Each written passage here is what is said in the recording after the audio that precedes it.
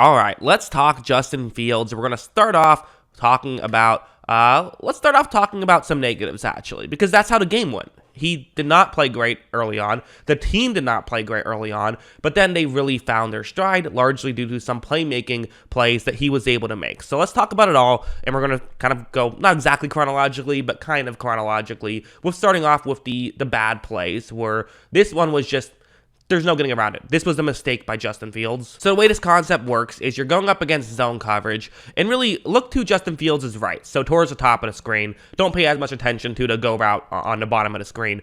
The three routes there, you have the two guys who are running deeper routes. The hope is that they both can get into, or really the hope is that one of them can get into a gap in coverage. You throw it there. If that doesn't happen, if those two guys are covered up, typically you want to go underneath and throw to the sort of check down-ish route, hitting the flat route with your tight end. That's typically what you do if no one gets open down the field. Justin Fields takes the snap. He is going to look down the field, and you see right here, again, at this point, Fields has done nothing wrong. He's looking in the right direction. He's playing this play correctly, but you look down the field, clearly neither of these two routes are open. This is a very easy read, in my opinion. You look at the underneath throw, it's not going to go for a ton of yards. Listen, it's third down, so I think this is why Fields is going to make the mistake, is Fields does not want to have to punt.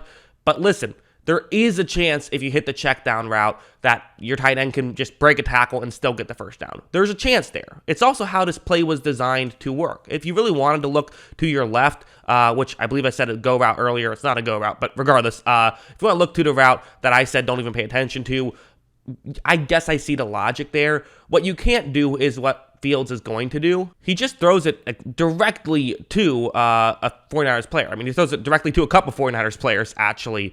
It's just not a smart play from Fields. Like, there's no getting around it. Field position still does matter, especially in a weather game like this one. And, there still was a chance that hitting the check down could have worked. You want to blame the play call, but regardless, you got to still operate the play the best you can.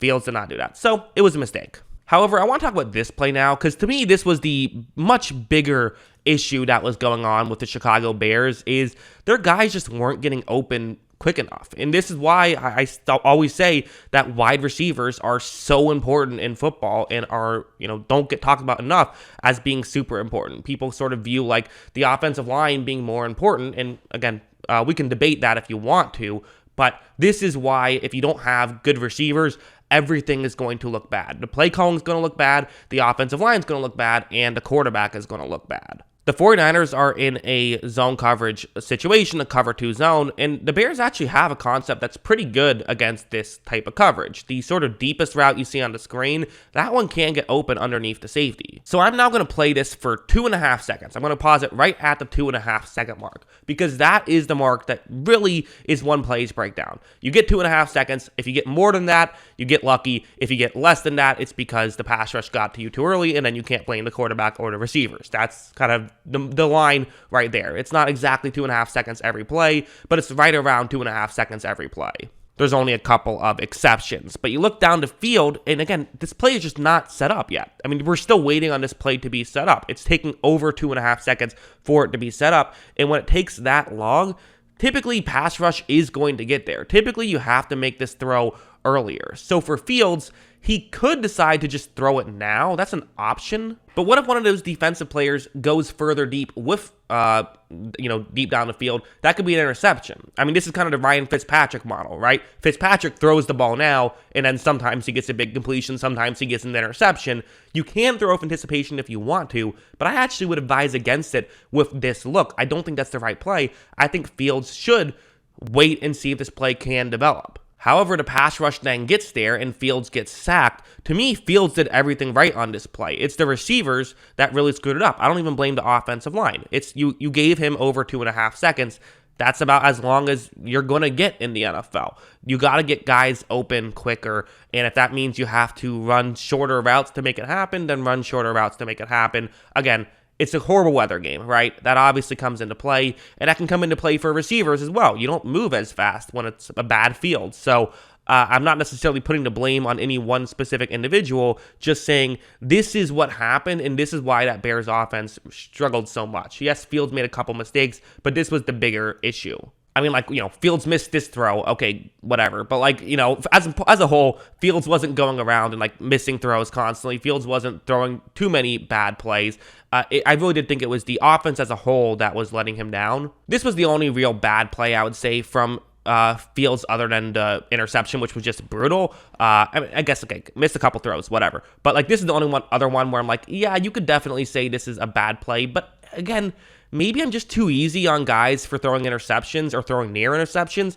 To me, this wasn't that bad. I actually thought that there was a very valid reason for him to make this throw. So let's talk about the play. It's going to be a one-on-one matchup deep down the field, single safety deep. So you're going to have space here. Watch what happens. Justin Fields is going to take the snap. He runs the play action. He does look down the field.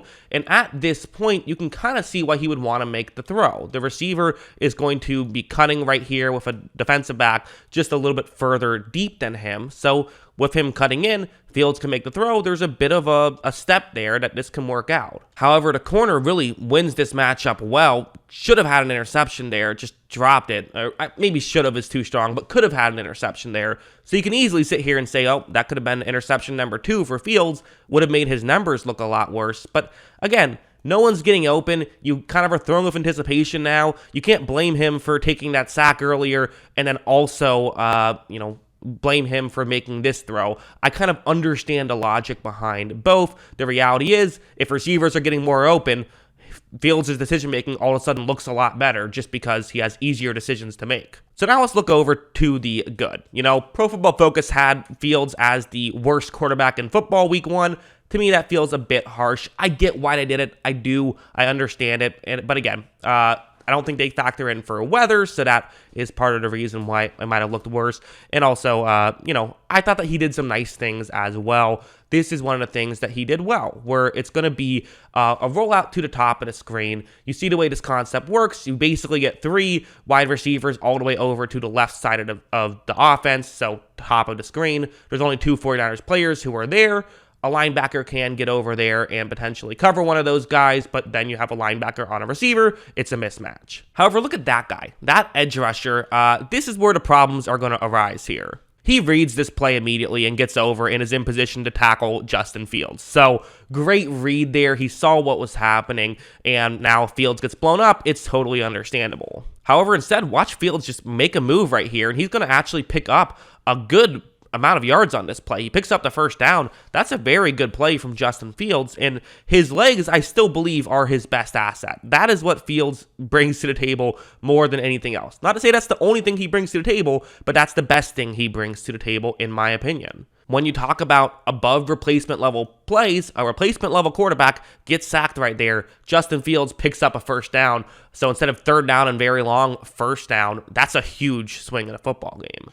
Let's talk about this play now. So this is going to be a play I'm sure some people were confused as to what exactly happened. Well, let's talk about what exactly happened. First thing, it's going to be zone coverage. So it's a cover 3 zone. So that's the concept. So we have to know that going into this play. So single safety deep. And when Fields takes the snap, you are going to notice a corner is going to cover the deep shot player here. Maybe doesn't have to, maybe could pass him off to the safety, but that's what they're doing. The safety is going to stay to the offense's left. So that's how they're doing this. Now I want to direct your attention to Justin Fields, who, if you look, again, we're talking about this play lasting for a little bit. You only get so much time in the NFL, and there's been a decent amount of time. In fact, it's been 4 seconds. So the fact that the offensive line has held this long is already good. But now there's pressure. Fields has to do something about it. So what is he going to do? Fields is going to scramble out, and Fields is going to eventually look at this situation where you have multiple San Francisco players running over to make a tackle on Fields. Hey,